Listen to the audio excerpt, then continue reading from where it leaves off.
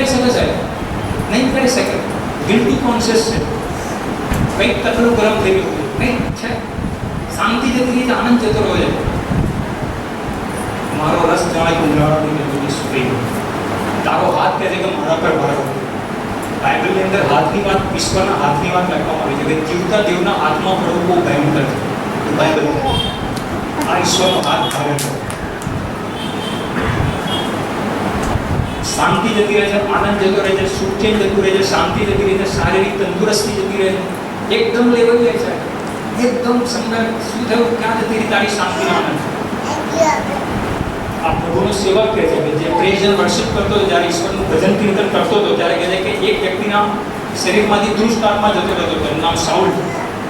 આ માણસની હાલત હતી. અને he is a Holi God. પણ તમારો નામ ઈશ્વરીય બાઇબલમાં ઉત્પત્તિના પુસ્તકમાં બે પાવરફુલ પ્રશ્ન ઈશ્વર પૂછે છે. સૌથી પહેલો પ્રશ્ન બાઇબલની અંદર તો પૂછવાનો એ બે ટાવરિંગ ક્વેશ્ચન ઈશ્વર પૂછે છે. શું પૂછે છે ખબર છે? આદમને હવાને ફળ ખાધા પછી તું ક્યાં છે? તું ક્યાં છે? કારણ કે બંને જણા સતાઈ ગયા. ફળ તોડીને ખાધું. શેતાને શું આનંદ આપશે કીધું, પણ શું નુકસાન થશે એવું અંધારામાં રાખી. અને પછી બીજો પ્રશ્ન ઈશ્વર પૂછે, આ શું કર્યું? તું ક્યાં છે? અને આ શું કર્યું? God is asking the same question to you and me today. ક્યાં છો તમે? અરે મા બાપે તમને આટલા માટે ભણાય, લોહીનું પાણી કરીને આટલા માટે તમને મોટા કર્યા. 200 રૂપિયાનો ડ્રેસ માંગતા હતા, 1000 રૂપિયાનો ડ્રેસ આના માટે તમને લીધા. અરે તમારે બંક મારવાની શું કરવા જરૂર પડે? તમારે અવિશ્વાસ સાથે અનૈતિક સંબંધના પાપમાં શું કરવાની જરૂર પડે? ક્યાં છો તમે? દયારાની આ તમે શું કરી રહ્યા છો કંઈ ખબર નથી પડતી. મારી આંતરડી તમે કેમ કકડાવો છો? જ્યારે દાઉદે પાપ કર્યું, ઈશ્વરને બહુ લાગી આવ્યું. નાથાન મારફતે કહી દીધું ઈશ્વરે ડાયરેક્ટ, અને આટલા આશીર્વાદ તમે ઓછા પડતા હતા તો તને ફલાણા આપે. પણ ત્યાં શું કામ કર્યું? આદમને હવાને આ જ પ્રશ્ન પૂછ્યો ઈશ્વરે. એડમવાડીમાં સંતાઈ ગયા. સૌથી પહેલો પ્રશ્ન, વેર આર યુ? અરે તમારે તો ઘરમાં મા બાપ જોડે હોવું જોઈએ. તમારે મા બાપની આવી હાલત કરવાની. જો તારી માં રડે, તારો બાપ કોઈને મોં નથી બતાવી શકતો, તમે શું કરી રહ્યા છો? ક્યાં છો તમે? ના આટલા માટે તમને ભણાયા ગણાયા, આટલા માટે મેં તમને નોકરી રહ્યા. શાંતિ જતી રહી છે ને, આનંદ જતી રહ્યો છે ને, તો તમારી બેટા છોકરા બહાર હવા ત્યાં મારો છો. અરે તમને મતલબી ઘણા મળી રહેશે તમારી સાથે ઇમોશનલ બ્લેકમેલ કરવા વાળા. ઘણા બધા તમને એવા હાથ મળશે કે તમને એમ લાગે કે અહીંયા ખભો મૂકીને કોપ મૂકીને રડું. આ ખભા વગર મારું ન મૂકી. ઇમોશનલ બ્રેન કેમ રમશે સાહેબ શેતાન? એક કામ કર દઉં, એક પેક માર દે. અરે આવી જા મારી સાથે બાઇક પર ચાલ દે, અહીંયા આઉટિંગમાં ડેટ પર. અરે કુટુંબનું જે થવું હોય તો તારી માને રડવું હોય તો ભલે રડે. તારી સાક્ષીનું જે થવું હોય થાય. યોર લાઈફ હો, your life is spend. This is the strategy of Satan. Be careful. And the result સંતાડશે સાહેબ. And the result સંતાડશે. કેટલી પણ એવી દીકરીઓ છે કે જે ખરાબ જગ્યાએ પગ મૂકીને જતી રહી છે. આજની તારીખમાં એમના મા બાપની લેટર લખે છે કે મેં મારા પગ પર કુહાડો માર્યો છે, મેં મારા પગ પર કુહાડો માર્યો છે. But this is too late. બાળકો થઈ ગયા છે, બંધ. મા બાપે ત્યાં સુધી રડતા રડતા કીધું છે કે તું મરી જાય તો તું મારી ખબર ના આવે, હું મરી ગયું તો તું મારી ખબર ના આવે, તારું મોં મરણ થયું. આ સંતાડો છે સાહેબ શેતાન. અચ્છા લોકોને કેન્સર થઈ ગયા. તમે સિવિલના કેન્સર ડિપાર્ટમેન્ટમાં જોજો, રેડિયોથેરાપી, કેમોથેરાપી. એક બેટરી મારે છે ને કહે છે કે તારે હવે અહીંયા કાળું પડવું પડે છે, પગ નીચે સાહેબ કાલથી નિરાશ બંધ. હવે જ્ઞાન લાગ્યું તને, ઘરવાળા કઈ કઈને ઘસાઈ ગયા ત્યાં સુધી તને નતું થતું. ત્યાર તો કહેતો હતો માય લાઈફ માય રૂલ્સ. ક્યાં ગયા તારા લાઈફના રૂલ્સ? કઈ કેમ ખોટા કુંડાળામાં પગ પડી ગયો? તને ચેતન કહેતા ને સગાવાળાએ કે આમાં બહુ મજા નહીં આવે સાહેબ, તારું સત્ય ના ધનો કોણો કીધી જશે માન મારું. I get what I want. છાતી કાઢી નાખી. અરે તમને વોન્ટ આપશે, તમને ફળ શેતાન ખાવા આપશે, પણ ઈશ્વર સાથેની સંગતમાં ભંગાણ પડશે, તમને અંધારામાં રાખશે. એન્ડ રિઝલ્ટ છુપાવે છે સર. એન્ડ રિઝલ્ટ શેતાન છુપાવે છે. અને શાંતિ અને સલામતીના આનંદ ચાલ્યા જાય. અને આવી રીતે તમારી મારી સાથે બાર્ગેનિંગ કરે છે. શું ઈશ્વરે ખરેખર તમે કીધું ફળ લાવો? અરે યાર, તું ક્યાં સુધી તું ચંપાબેન બની રહીશ? આય બાપ, આય મારી સાથે ચલ. Extra marital relation, you are unsatisfied married woman. તમે ક્યાં સંતોષ પડે છે તારા દાંપત્ય જીવનમાં? You are unsatisfied married woman. You should find your own ways for happiness and peace. Do it. ઓફિસમાં બધા કરે છે, આપણે બી કરીએ. This is the need of the hours. આમ જ ચાલે છે, આમ જ ચાલતું રહેશે. Who cares? એને બી એક છે, મારે બી એક છે. સબ ચલતા है, तेरे भी चुप ने मेरे भी चुप. This is the very dangerous game Satan is playing with your and my. ઈશ્વરને થયું હતું કે તમને મને બે સ્ટેપ કરી છોડતા નથી. શાંતિ આનંદ જતો હોય ને પાપનો પ્રવેશ થઈ ગયો છે, માઇન્ડ ગેમ રમ્યો છે, ઓકે, રિઝલ્ટ ગોઠવી રહ્યા છે, ઓકે, વાત આપણેથી અટકતી નથી સાહેબ, વાત આપણેથી અટકતી નથી. રોમિયોનો પત્ર 5મો અધ્યાય 4 થી 5મી કલમમાં પ્રભુ છે. ગીતશાસ્ત્રનું પુસ્તક 103 અધ્યાય 9મી કલમ તમે ઘેરથી વાંચો. યોહાનનો પહેલો પત્ર 1 અધ્યાય 9મી કલમ તમે ઘેરથી વાંચો. વચનોમાં જબરદસ્ત વાત કરી. યોહાનની લખેલી સુવાર્તા 3 અધ્યાય 16મી કલમમાં પ્રભુનું વચન કહે કે દેવે જગત પર એટલી પ્રીતિ કરી કે એણે પોતાનો એકાકી જનિત દીકરો એટલે પ્રભુ ઈસુ ખ્રિસ્તના પૃથ્વી પર મોકલ્યા. સુખ શાંતિ છીનવાઈ ગઈ છે, સલામતી છીનવાઈ ગઈ છે, સુખ ચેન છીનવાઈ ગયું છે. શાંતિની શોધમાં છો, આનંદની શોધમાં છો તો બાઇબલ એનો રસ્તો બતાવે. એકવાર એક ઇન્ટેલેક્ચ્યુઅલ માણસનું ગેધરિંગ બધું સાંભળો ધ્યાનથી. એમાં એક પ્રભુના સેવક આ પ્રમાણે ક્લેમ કરતા કે ઈશ્વર આ પ્રમાણે કહે છે, પ્રભુ ઈસુ કે માર્ગ હું છું, સત્ય હું છું અને જીવન પણ હું છું. ભક્તાએ આ પ્રમાણે કીધું કે દુનિયામાં એક જ આયો દેવ છે કે જે ક્લેમ કરે છે કે માર્ગ હું છું, સત્ય હું છું અને જીવન પણ હું છું. મીટિંગ પૂરી થઈ, એ મોટો આઈએસ ઓફિસર હતો, પૂછ્યું કે તમે પ્રભુ ઈસુને એટલા માટે ઈષ્ટદેવ તરીકે માનો છો કે આવો દાવો કરે છે કે માર્ગ હું છું, સત્ય હું છું, જીવન હું છું, તો હું પણ દાવો કરું છું.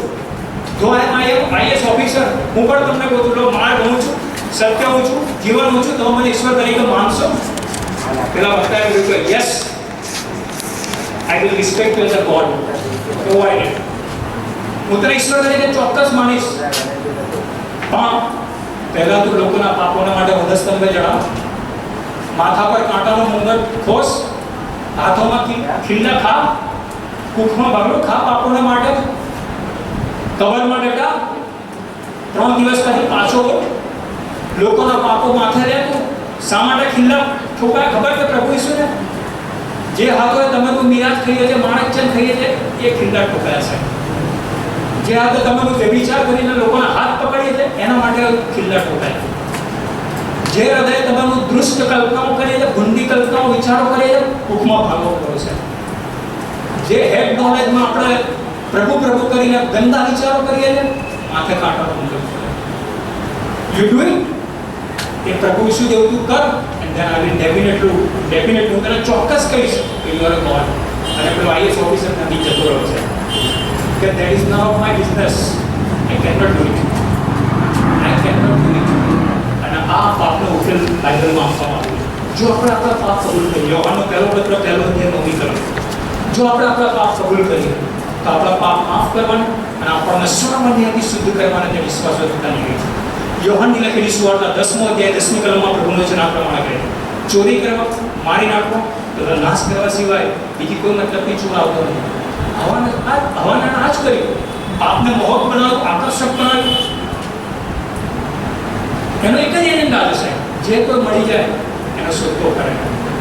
જે કોઈ બી મળી જાય, ફોટો નથી તો ફોટો કોપી બી ચાલશે. જે કોઈ મળી જાય આદા પસાર. પણ તમને મને આ ઈશ્વર તમારી મારી ફ્રી બિલ પર કદી ખરાબ મારતો નથી. એ ઓપરેટ કરવાની મુક્ત ઈચ્છા આપે છે. તમને મને ઈશ્વરે રોબોટ નથી બનાવ્યો. If you want to commit sin, do it. If you want to confess, do it. It is up to you. તમને મને ફ્રી વિલ ઓપરેટ કરવા દે છે સાહેબ. આ સાંભળ્યા પછી તમે એમ કહો છો all this is humbug, okay, that is your lookout આઉટ. ઈશ્વર કહે છે તમારી આ જીવન અને મૃત્યુ આશીર્વાદ અને શ્રાપ મૂકું છું. તમે હું જ્યારે પાપમાં હોવાતા ત્યારે પ્રભુ ઈસુ ખ્રિસ્ત મરણ પામ્યા. અને આ પ્રભુનો સેવક જેની શાંતિ છીનવાઈ ગઈ હતી, સલામતી છીનવાઈ ગઈ હતી, ગીતશાસ્ત્ર 32 એ કહે છે કે મેં મારા અન્યાય તારી આગળ કબૂલ કર્યા. કારણ કે એના કુટુંબમાં શ્રાપ હતો કે તારા ઘરમાંથી તલવાર દૂર નહીં થાય. There was a deep regret in the family life of David. ત્યાં અંધારામાં વ્યભિચારનું પાપ કરી છે, સૂર્યના દેખતા તારા કુટુંબની સ્ત્રીઓની આવરી જશે. ડેફિનેટલી જજમેન્ટ આવ્યું. સાહેબ, વ્યભિચારના પાપમાં બે જણા સામેલ હોય છે, બંનેના પર જજમેન્ટ આવે છે. Is a Holi God. Those who are involved in the adultery, judgment comes both of them. બંને જણા પર ઈશ્વરનું શાસન આવે. Both the person who are involved in the adultery, judgment comes both. બંને પર આવે. અને દાઉદ સાહેબ ભરી જાય અને પછી કહે કે મેં તારી સામે પાપ કર્યું છે. ઈશ્વર કહે ઓકે, ઈશ્વર બી માફ કરી, ચલો માફ કરો ઈશ્વર. અને પછી ગીતશાસ્ત્ર 32:8 છેલ્લી વાક્યને બંધ કર્યું. આ પ્રમાણે કહે પ્રભુ વચન, ગીતશાસ્ત્રનું પુસ્તક 32 અધ્યાય 8મી કલમ કે કયા માર્ગે તારે ચાલવું તે હું તને શીખવીશ તથા બતાવીશ. મારી નજર તારા પર રાખીને હું તને બોધ આપીશ. ગીતશાસ્ત્ર 32:8 આ પ્રમાણે શું કહે છે? કયા ઓકે, તે કબૂલ કર્યું કે મારાથી ભૂલ થઈ ગઈ. તું શું કરવા દુનિયાની આગળ રોદડા રડા છે? તું શું કરવા તારા બહેનપણીને કહે છે કે મારાથી આવું પાપ થઈ ગયું? તું શું કરવા તારા ભાઈબંધને કહે છે કે મારું લશ્કર અહીંયા લડે? અરે તો એની અંદર મરચું મીઠું ઉમેરીને તારી આબરૂનું સત્યનાશ કરી નાખશે. તું જે જગ્યાએ નોકરી કરે છે, ભણે છે, ત્યાં તારી આબરૂના ગધાગરા ઉડાડ દેશે. અરે તું જ્યાં જવાનું છે ને જ્યાં કહેવાનું છે ત્યાં તું કહેતો નથી કે દુનિયાની આગળ શું કરવા રોદડા રડે? પ્રભુ ઈસુ કહે છે કે આપણે જ્યારે પાપમાં હતા ત્યારે ખ્રિસ્ત આપણે સારું મરણ પામ્યા. યશા પ્રવચનનું પુસ્તક 53 અધ્યાય 5, 6, 7 કલમ કહે છે કે ખચિત કણ આપણા દર્દ માથે લીધા છે અને આપણા દુઃખ વેઠ્યા છે. તેના સોળથી આપણને સાદા પડવું મળ્યું. And that is why God is calling. Come and do it. તમે મારી પાસે આવો અને હું તમને વિશ્વાસ આપીશ. બાકી કિધર તમે ગયા, there won't be feel peace and happiness. તમને એવો ભ્રમ થશે સાહેબ કે આ મેં બીજું મને આનંદ મળ્યો, આ મૂવીમાં ગયો મને આનંદ મળ્યો, આની સાથે ફરવા ગઈ I enjoyed. No, that is timing. It is not permanent. Bible gives permanent solution. અને એટલે કહે છે કે ઓકે, તું મારી પાસે આવ, હું તને ક્યાં કહું છું કે તું મને લાખ રૂપિયા આપે. એ જે કર્યું છે કે આ એવી કાલી ઘેરી ગરીબ કોબડી ભાષામાં પ્રાર્થના કર કે હે ઈશ્વર, મેં પાપ કર્યું, ઉદાવ દીકરા આ કર્યું. અને જ્યારે તમારું એક વાક્ય બોલીએ છે કે હે ઈશ્વર, હું પાપી પર દયા કર. અને ઈશ્વર વાક્ય સાંભળવા માટે તલપે. તમે જ્યારે આવે કાલી ઘેરી ગરીબ કોબડી ભાષા, અલંકારિક ભાષા કહું. બાઇબલમાં એક લોહીવાળી સ્ત્રીથી ખાલી દોડીને જબ્બાની કોરનાર હતી, કોઈ અલંકારિક શબ્દનો પાસે. અને બાઇબલ કહે છે કે પ્રભુ ઈસુના જબ્બામાંથી પરાગ. What a fantastic touch! કેટલો ફિલિંગ્સ વાળો ટચ હશે. God wants us. ઈશ્વર છે I will give you true peace and true happiness. I will give you. અને કહે છે કે કયા માર્ગે તારે ચાલવું તે હું તને શીખવીશ તથા બતાવીશ. મારી નજર તારા પર રાખીને હું તને બોધ આપીશ. તમને ખબર છે જ્યારે છોકરો છેલ્લી વાતને બંધ કર્યો, જ્યારે છોકરો સૌથી પહેલી વાર ચાલતા શીખે ને ત્યારે માને બહુ આનંદ થાય કે મારો દીકરો કે મારી દીકરી ઈશ્વર મને ભેટ આપી છે, હવે ચાલશે. એટલે શું કરશે? એ ખૂણામાં લઈ જશે દીકરીને. દીકરી સૌથી પહેલી વાર એની લાઈફમાં હવે ચાલતા શીખશે. એ ચાહે ગરીબ માણસ કે પૈસાવાળી બંગલામાં રહેતી માણસ, એને જ્યારે સૌથી પહેલી વાર ચાલતા શીખવાડશે ને ત્યારે એને ખૂણામાં લઈ જશે. અને પછી દીકરી શરૂઆતમાં ગભરાશે, નાનો દીકરો એકદમ ગભરાઈ જશે, ટાઇલ્સ તરફ જોશે, દિવાલ તરફ જોશે. એની મમ્મી દૂર બેઠી છે અને એની મમ્મી દૂર બેઠી શું કરશે ખબર છે? દીકરી મારી સામે, મારી સામે. અને જ્યારે એ દીકરો કે દીકરી જિંદગીમાં સૌથી પહેલી વાર જ્યારે ચાલતા શીખશે ને ત્યારે એ માની સાથે આઈ કોન્ટેક્ટમાં આવશે, આંખથી આંખ મિલાવશે. એટલે પછી એ માં શું કહેશે ખબર છે? બેટા આય મારી પાસે, આય મારી પાસે, આય મારી પાસે. દુનિયાની કોઈ પણ સ્ત્રી સાંભળો, જ્યારે એનો દીકરો કે દીકરી પહેલી વાર ચાલતા શીખશે ને ત્યારે એના તરફથી નજરથી હટાવે, આઈ કોન્ટેક્ટમાં આવશે ને હાથથી સારું કરશે કે ચાલ બેટા, આય બેટા, ચાલ બેટા. અને this is what the word of God says in Psalm 32:8. ગીતશાસ્ત્ર 32:8 પ્રભુ કહે છે કે હું મારી નજર તારા પર રાખીશ. જો એક ગરીબ સ્ત્રી કે પૈસાવાળી સ્ત્રી એના દીકરા દીકરી પરથી નજર નથી હટાવતી તો આ તો બાઇબલનો ઈશ્વર છે. આ બાઇબલ ઈશ્વર કે હું મારી નજર તારા પર રાખીશ. મને ખબર છે કે તને શું દુઃખ છે, તું શું તકલીફમાંથી પસાર થઈ રહી છે, તારે એક મજબૂત ખભો જોઈએ છે, તને પ્રેમ કરવા માટે કોઈ ઓબ્જેક્ટ જોઈએ છે, તારા જીવનમાં શાંતિ નથી, you are in search of happiness. Okay, હું મારી નજર તારા પર રાખીશ. અને પછી ઈશારો કરે, આઈ બેટા, આઈ બેટી, આઈ બેટા, આઈ બેટી. અને જ્યારે તમને જ્યારે આત્મિક દોડમાં દોડતા દોડતા એ ઈશ્વરની ગોદમાં સમરીએ, praise the lord. That is what God wants. That is what God expects. આ ઈશ્વર છે કે ઓ પૈતૃ કરનારા માથી મેં લગડી સુવર્તા 11 અધ્યાય 28 ની તરફ ઓ પૈતૃ કરનારા તથા પાપના ભાગી બતાવેલા તમે મારી પાસે આવો અને હું તમને વિશ્રામ આપીશ. તમે મારી પાસે આવો અને હું તમને વિશ્રામ આપીશ. એકવાર એક માણસ પુલ પરથી ચાલતો અને અચાનક નદીમાં તોફાન આવ્યું. પુલ ડગમગવા માંડ્યો. He was a believer. એ ઈશ્વરમાં આસ્થા રાખતો હતો. અને જેવું નદીમાં તોફાન આવ્યું, વાવાઝોડું આવ્યું, પુલ હવા લાગ્યો. એણે ઈશ્વરને પ્રાર્થના કરી કે ઈશ્વર, ઓલમોસ્ટ 40% તો આવી ગયો પુલ પર. હવે નદીના વેણ વેગથી જઈ રહ્યા છે, પુલના થાંભલા હાલી રહ્યા છે. વિધિન વેરી ફ્યુ સેકન્ડ્સ હવે પુલ કોલેપ્સ થઈ જશે. હું મરી જઈશ. ઈશ્વર મને મદદ કર. પ્રાર્થના કરવા લાગ્યો. જોર જોરથી ઈશ્વરને યાદ કરવા લાગ્યો કે ગોડ પ્લીઝ હેલ્પ મી, મારું મરણ નજીક છે. પ્રાર્થના કરતો ગયો, ઈશ્વરને યાદ કરતો ગયો. નદીના વેણ વધતા ગયા, વાવાઝોડું ચાલુ, પુલ હલતો તો સાહેબ. અને ઓલ ઓફ અ સડન એની નજર ઈશ્વર તરફ ગઈ. પ્રભુ ઈસુ સામે છેડો ઉભા હતા અને એનો જોરથી બૂમ પાડી કે પ્રભુ ઈસુ અહીંયા આવો, મને પકડી લો. આ બ્રિજ હાલી રહ્યો છે, આ ગમે ત્યારે કોલેપ્સ થઈ જશે, મને ખબર નથી, હું પાણીના વેણમાં ક્યાંય જતો રહીશ. નો આન્સર ફ્રોમ ગોડ. પ્રભુ ઈસુ ત્યાં ઉભા છે. અરે યાર, તમે કેવા ઈશ્વર છો?